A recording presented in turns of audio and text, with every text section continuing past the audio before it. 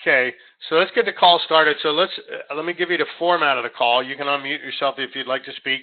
So what we're going to do is we're going to share some wins, okay? But we just need to get some short, just right to the point, no long stories because we have multiple people on here. So just can't have multiple people telling stories, long stories. So we just got to get straight to the point and just get to it. So we're going to share some wins. We're going to share some challenges, and then we're going to share what we learned. And it's not everybody's required to share. If you have anything you'd like to share, then please, by all means. So let's start off with wins. If you want to go ahead and speak, go for it. Hey, it's JC. Hey, JC. So my win for today is I am listing a new townhouse. Woohoo! You're what? Listing a new townhouse in Draper. All right. We like that. So that's a good one. Except for I just was following up on MLS on one of the ones that's been under contract with that one company that we don't really much care for. Yeah. And remember, we're recording. I know, that's why I didn't say any name. And it came in super low. Can't hear you. It came in low. Okay. Anybody else have any wins they would like to share?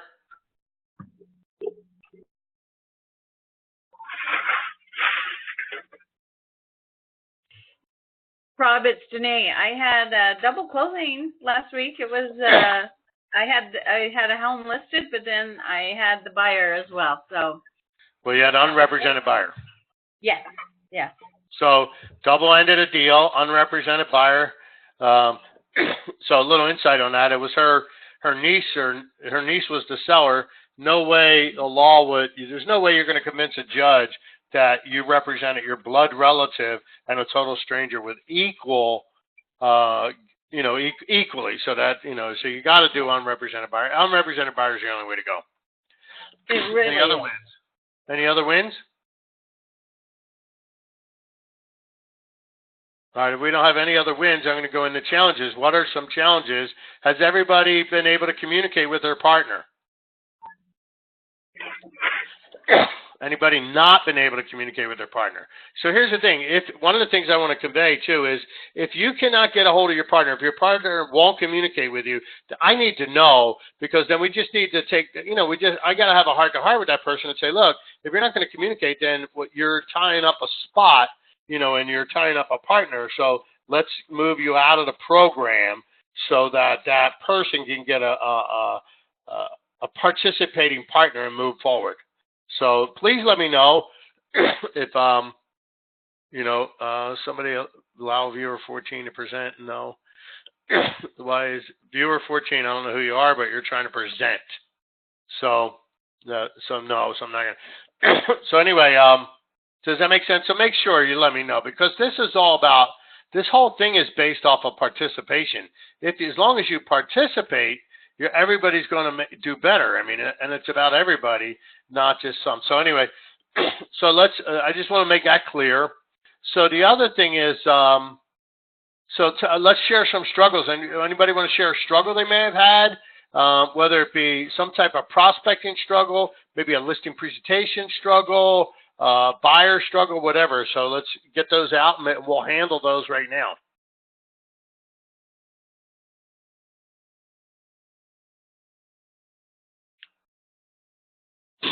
With all that success, I would see a lot more submissions this morning, right?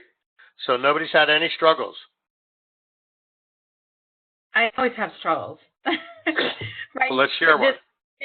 Okay, like I have a buyer right now that, I've got a few buyers that are all saying they want to wait a little bit. In the meantime, I know interest rates, they're expecting them to go up next month. Is that right?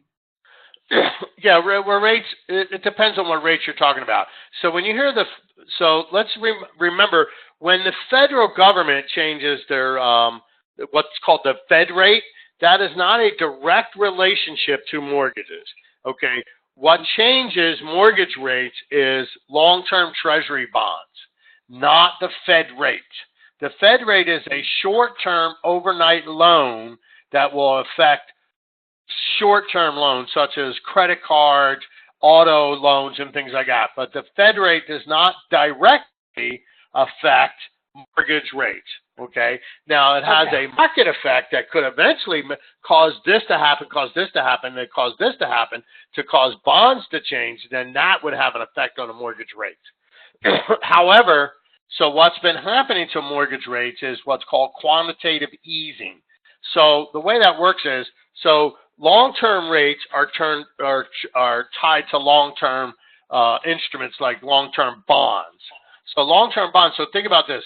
So when the government sells a bond, okay, it's a very safe place to be. So the demand for bonds, right? So when the demand is high, then that means the bond seller will offer a low interest rate.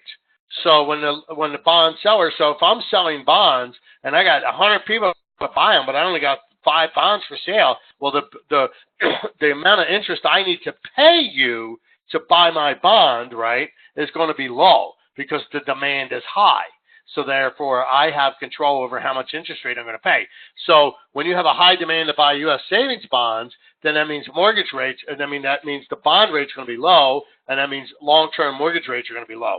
However, the reason why bonds have been low for so long is because the federal government was the buyer of long-term bonds.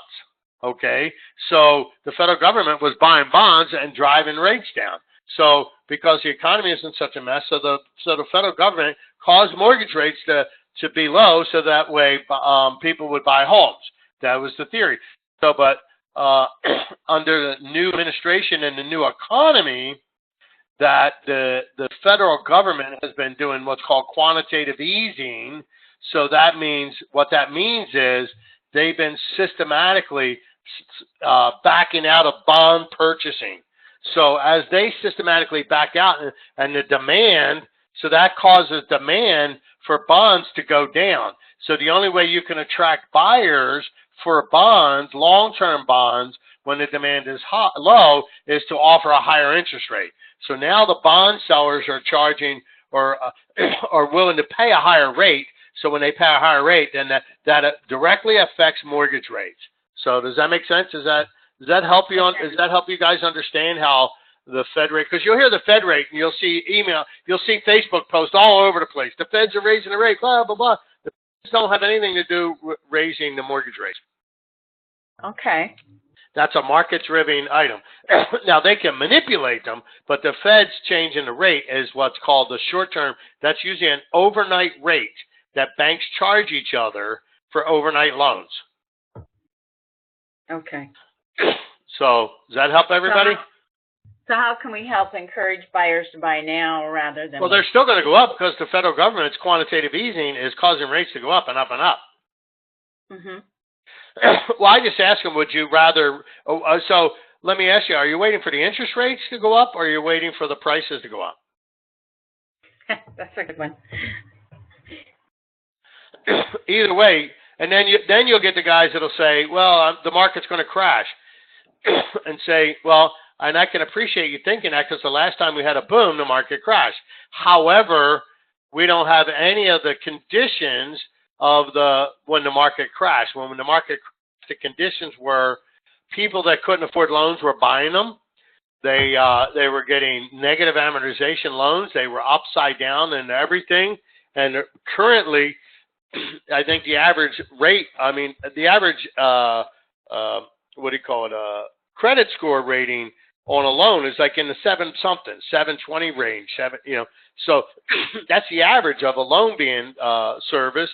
And then also now anybody that's bought a property in the last 2 or 3 or 4 years certainly has a good equity position. So if somebody put down 10% and they got a 740 FICO score and they bought it 4 years ago, well, they got 25% equity now. So there's we have room for a serious price drop, and we still would not have the only people that would be upside down could be the people that just bought in the last year or two. So I was just going to throw out the thing that I see that helps to get buyers motivated or off the fence kind of even is, like you were saying, you want to pay more for it today or tomorrow, because the longer you wait, you're just going to pay more for it, period. Prices are going up. Interest rates Well, are and you're not going to pay more. What you're going to do is get less house. Yeah. Because your payment doesn't change, but the price, the size of the house that payment will buy is going to change. Good point. So, anybody else having any struggles? I mean, I'm sure that's a common struggle among buyers.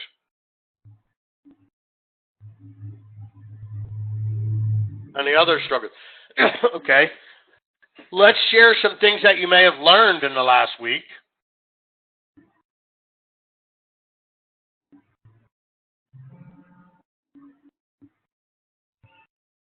Anybody? Anybody learn anything? Come on, guys and girls. I guess for me, the biggest thing that I learned was just the importance of getting back into routine and doing routine. Because of doing the routine, and I started actually getting leads that were interested that weren't. You know, the whole universe is knocking type call. Right. You knock on the universe looking for qualified leads. Guess what you're going to find? Qualified leads. And it's important to remember it's qualified leads, right? Not just leads, right? That's why I want to change the mindset from lead generation to appointment setting sessions. Got that? So that's very important to really get your head around. Let's start calling these appointment setting sessions rather than just lead generation. Because what will happen is you'll just get leads for the sake of leads, and then that's it. And you just have leads. And then leads are like clothes in a closet, right? You walk in a closet, it's full of clothes. You're like, I don't need any clothes. I have so many clothes. But the reality is you're wearing like 2 or 3 outfits, and like you definitely need a ton of clothes. So if you went and got rid of all the clothes you didn't wear, you'd be like, I don't have any clothes. So the same thing, if you went and got rid of all the leads, so what I'd like you to do is call all your leads and say, would you like to set an appointment? And if they won't set an appointment with you, throw the lead away. And then get rid of your leads. They're like clothes in a closet you don't wear. Get rid of them. So a little segue on that. I have a quote on my Facebook page that talks about schedule, right? Or goals, right? So I love this. It's about goals. In the absence of a clearly defined, or let me start over. In the absence of clearly defined goals, we become strangely loyal to performing daily trivia until ultimately we become enslaved by it. Do you get, man, that is such a powerful statement. In the absence of clearly defined goals, we become strangely loyal to performing daily trivia until ultimately we become enslaved by it. As by a guy by the name of Robert Heinlein, or Heinlein, or something like that. I'm not sure how you pronounce it. But what a powerful statement, right? So in other words, if you're not focused on your schedule, on your objective, you're going to get sucked into routine tasks that don't make you any money, and then you're going to be enslaved by those tasks because they just become a habit. So the objective of this program is to make the income generating activities a habit. A habit. We got to make them a habit. It takes about 67 days to create a habit. There's a myth that says 21 days. There's no science to back up or justify 21 days. Now, is it possible? Yes. But the science doesn't support that. Science supports 67. Now, that's not saying that all habits take 67 days. Some can take considerably longer. And that comes from the book that comment about habits comes from a book called The One Thing. So great book. If you want a book to read, The One Thing, it's like, so the question is, and let's talk about that.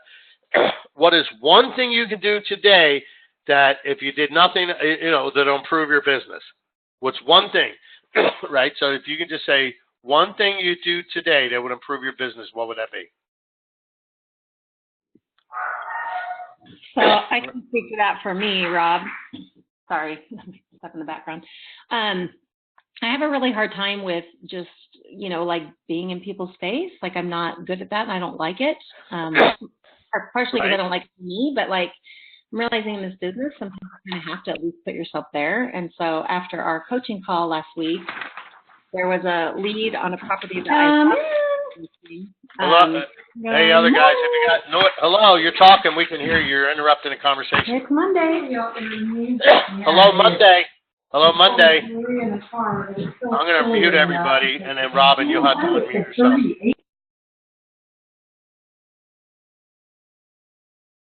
So, Robin, you'll have to unmute yourself.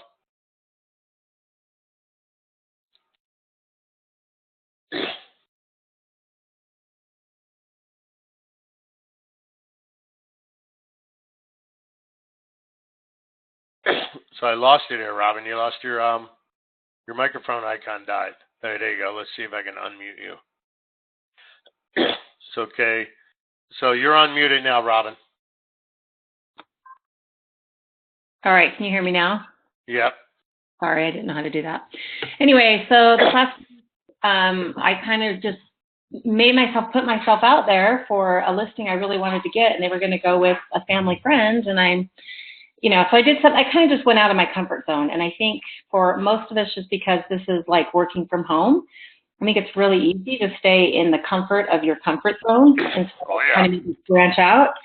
And literally, I just put out one text because I thought I'm going to at least give it a go. And then, I didn't hear anything, but I felt like mentally I crossed it off. I'm like, you know what? I did what I was supposed to do. If it doesn't work out, that's fine, but I at least put it out there. 3 days later, I got the call. I met with them yesterday, and we're listing it.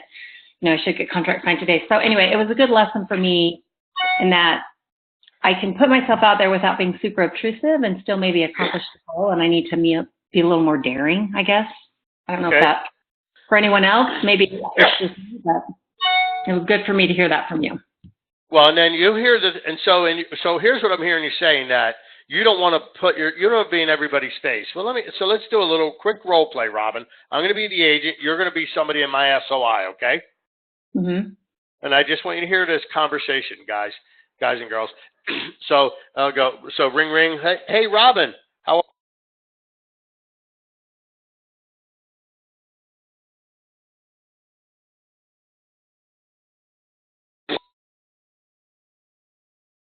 Okay, so I'm going to call you up, and so it's ring, ring. Hey, Robin, how are you? You muted yourself. Hold on a second. Let me unmute you.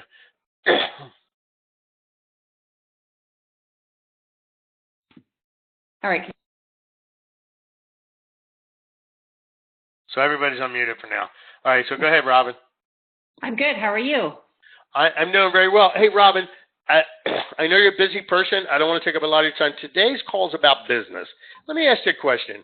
Robin, if someone you knew was considering buying, selling, or investing in real estate, Robin, do you have a family realtor you would refer them to? Yeah, do. You would refer them to me. Well, Robin, I so appreciate that. So I'm wondering, who do you know that may be considering buying or selling investment? But see, that's what I'm not good at, Rob. I can't. I just no, stick it. We're role playing. I want you to finish it. So who do you know? If you don't know anybody, that's okay. Just say you don't know anybody. I was thinking about selling my dad's house. You were thinking about selling your dad's house? Wow. When would you like to be? When would that when would you like to have the household? This month. This month, okay.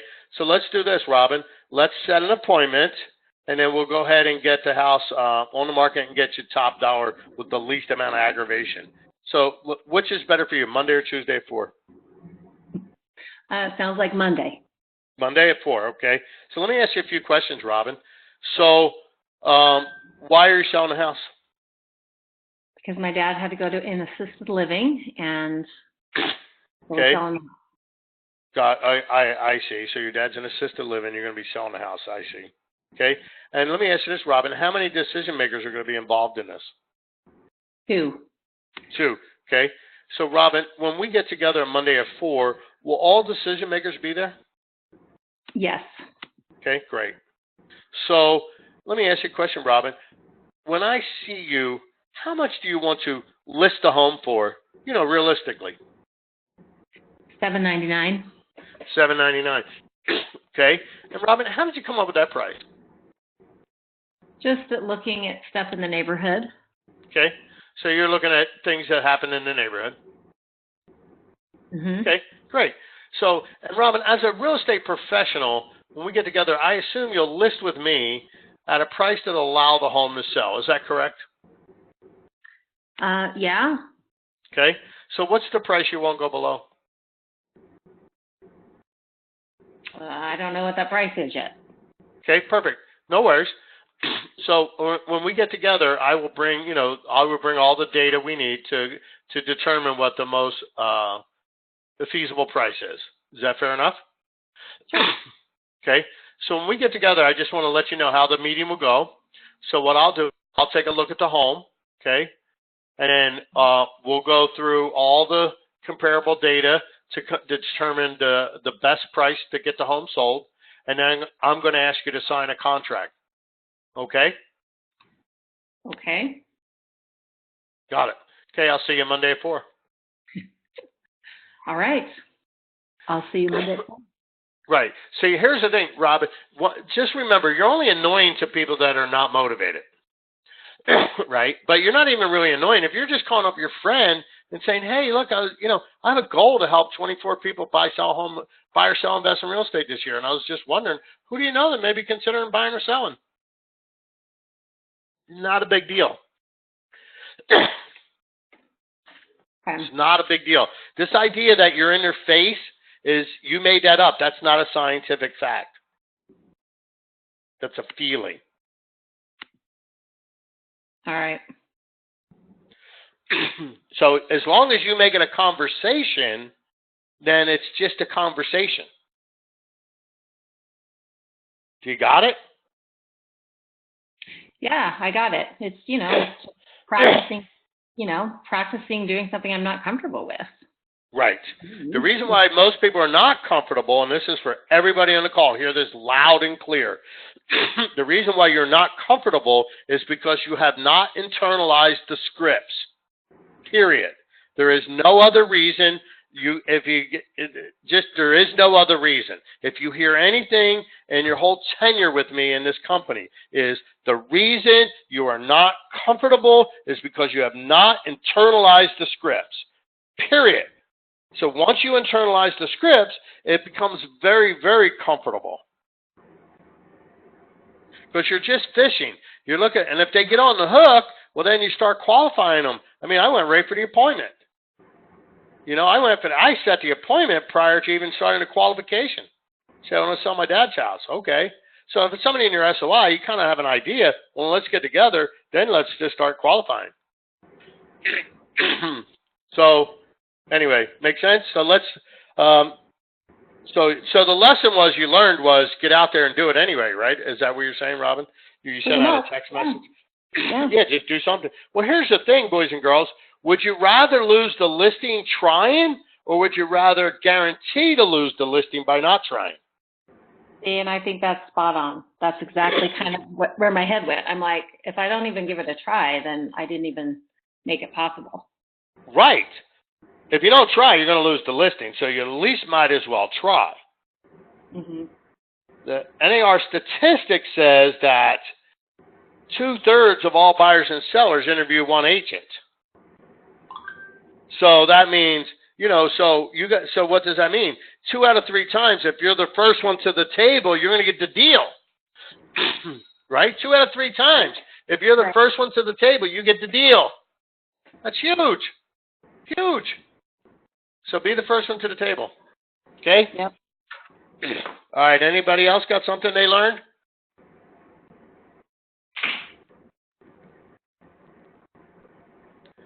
So I'm assuming everybody's a genius. They didn't need to learn anything. Awesome. Love you guys. Okay. Well, I'm going to end the call. So my goal is to keep these 20, 30 minutes. So we're at 9:26. That was about a 25-minute call. But now you understand the format. But I want us all to learn together. I want us all to hold each other accountable. And if your partner is not communicating with you, please let me know. And then I'll have a conversation with that person. And then if they're not committed, then we'll find you another partner. Fair enough? Sounds great. Okay, love you guys. Awesome. Have a good day. Appreciate Thanks, you. Rob.